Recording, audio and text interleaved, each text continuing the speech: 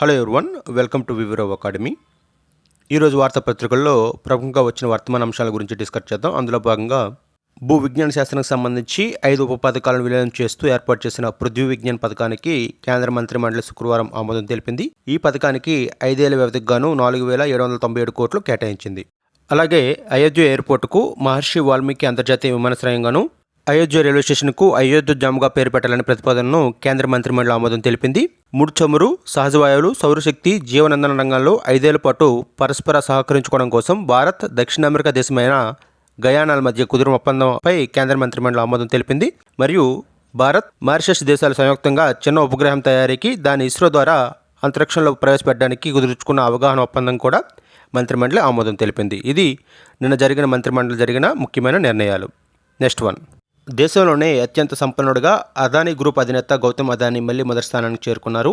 ఇప్పటి వరకు ఈ స్థానంలో ఉన్న రిలయన్స్ ఇండస్ట్రీస్ అధినేత అయిన ముఖేష్ అంబానీ రెండో స్థానానికి దిగిపోయారు. బ్లూంబర్గ్ బిలియనీర్స్ ఇండెక్స్ తాజా గణాంకాల ప్రకారం గౌతమ్ అదానీ సంపద $97.6 బిలియన్ చేరుకుందని, అదే సమయంలో ముఖేష్ అంబానీ నికర విలువ $97 బిలియన్ వరకు ఉంటుందని పేర్కొంది. అదానీ గ్రూప్ కంపెనీ షేర్లు 30% వరకు ఇటీవల కాలంలో ర్యాలీ చేయడంతో ఆయన సంపద విలువ $4.41 బిలియన్ పెరిగిందని పేర్కొంది.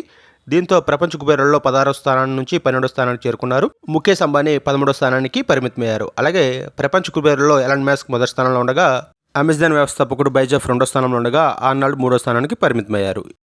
ప్రభుత్వం ప్రస్తుత ఆర్థిక సంవత్సరం గాను అంటే 2023-24లో భారత్ జీడిపి అంచనా విలువను 7.3% పెంచింది. అంతకు ముందున్న అంటే 2022-23లో 7.2% ఉంది.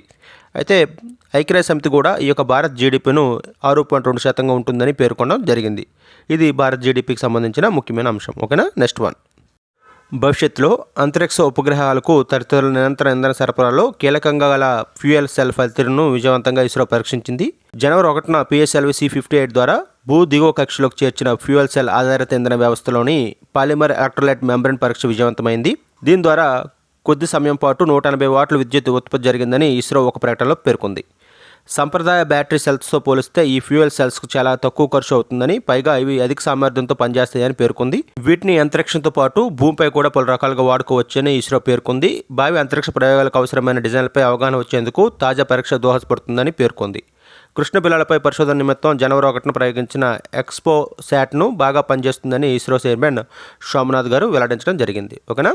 Next one.